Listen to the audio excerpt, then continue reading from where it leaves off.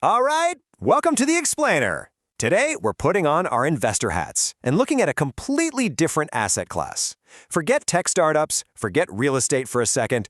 We're deploying capital into an industry that's literally as old as civilization itself. But, fair warning, it's got a risk profile that would make even a seasoned venture capitalist sweat. We are, of course, talking about the restaurant business. So let's just dive right into the big question. Is the restaurant business actually a smart investment? I mean, it's incredibly tempting, right? Owning a restaurant is so often pitched as this ultimate lifestyle business. Hosting friends, curating tasting menus, the whole glamour of a bustling dining room. But we have to ask ourselves, does that glamour actually match the financial reality of running a food business day in and day out? Well, get ready for this.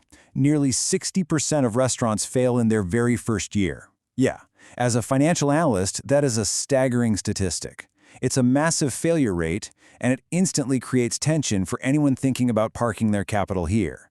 But the flip side is that the operations that do survive, the ones that figure out how to actually scale, they can generate millions annually.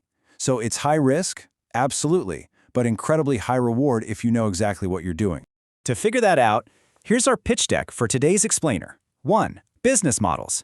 2. Capital expenditures. 3. Unit economics. 4. Risk assessment. And 5. Execution strategy. Let's get to it. Okay, starting with Section 1, business models. Let's talk product types. The thing to understand is there's a massive spectrum of investment tiers in the food industry. You're not just boxed into one type of operation. On one extreme, you've got your traditional food stall, or dhaba, right? Very minimal footprint. On the totally opposite end, you've got fine dining, which comes with massive overhead. And sitting right there in the middle, we have the cloud kitchen.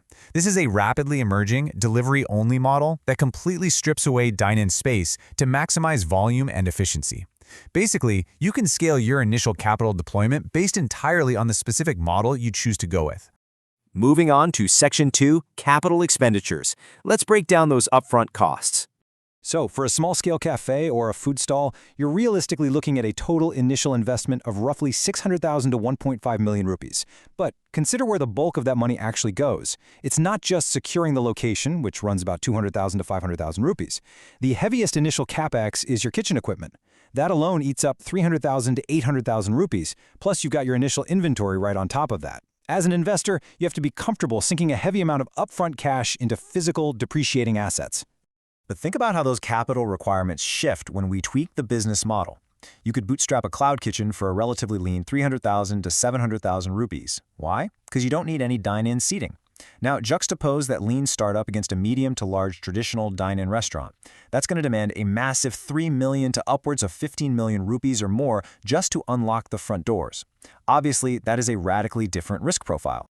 And look, upfront capex isn't the whole story. As an investor, you've got to account for the ongoing cash burn rate.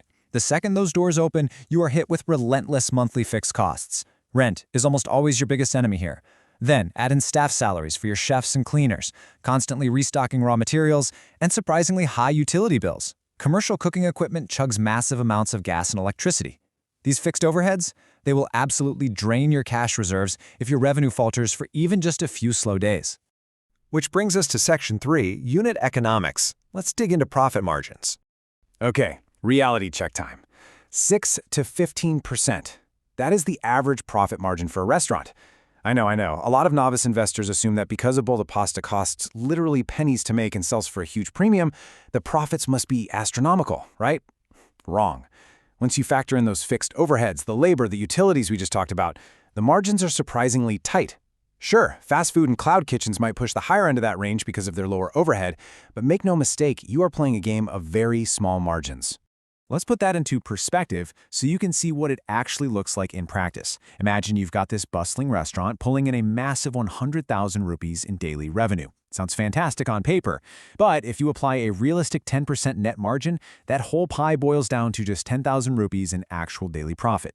Now, over a month, 300,000 rupees in profit is a really solid return for a well-run mid-sized spot, but it really highlights just how much volume you have to push out of that kitchen to generate meaningful absolute returns. All right, Section 4, Risk Assessment. Let's look at the operational hazards. The source material lays out a literal gauntlet of operational hazards here. You're dealing with intense competition, especially if you're in a food-heavy city. You are constantly battling high staff turnover, I mean, suddenly having to replace a head chef can paralyze your entire operation overnight. Plus, you face seasonal fluctuations where certain months are just completely dead, and you're in this constant tug of war with rising wholesale ingredient costs that just squeeze those already tight margins even further. And that's not even mentioning navigating all the health and safety regulations. But out of all of those, one operational hazard really stands above the rest. Wastage directly eats into profit. This is the most unique risk to the food industry: perishable inventory. Think about it. Unlike selling software or, I don't know, sneakers, your product literally rots if it doesn't sell fast enough. Every single spoiled tomato, every unsold portion of meat is a direct dollar-for-dollar deduction from that slim 6 to 15% profit margin we just talked about. It is a pretty terrifying reality for anyone allocating capital. So, how do we survive this? Section 5, Execution Strategy and Risk Mitigation. Based on the Sources Guide to Getting Started, we've boiled down the essential actions into 5 macro phases for any prospective operator. Phase 1, lock down your niche and location. You want to prioritize high foot traffic or a really strong delivery radius. Phase 2, create a focused menu and find reliable suppliers. Look, having too many items on the menu just increases that deadly perishable waste and makes your operations a nightmare. Phase 3, hire experienced staff. Your food quality literally depends on them. Phase 4, integrate tech like delivery app partnerships and invest heavily in marketing. And finally, Phase 5, establish rigorous cost tracking. In fact, if you take absolutely nothing else away from this explainer today, let it be this. Food cost percentage is the #1 thing that makes or breaks restaurants. Obsessive cost tracking is absolutely the only way to survive the high-stakes hospitality game. If you don't know exactly what every single ingredient on a plate costs you, you are flying blind right into a mountain. It demands absolute consistency and extreme quality control. So we come right back to our central premise. The restaurant business can be incredibly rewarding for those who nail that consistency and practice smart, obsessive cost management. But it is definitively not for the faint-hearted. It demands a fast-paced, highly hands-on approach. So looking at that 60% failure rate versus the multi-million rupee upside, you have to ask yourself, do you have the risk tolerance to step into the kitchen, or is your capital better deployed elsewhere? That's for you to decide. Thanks so much for joining me on this explainer. Keep learning, and I'll catch you on the next one.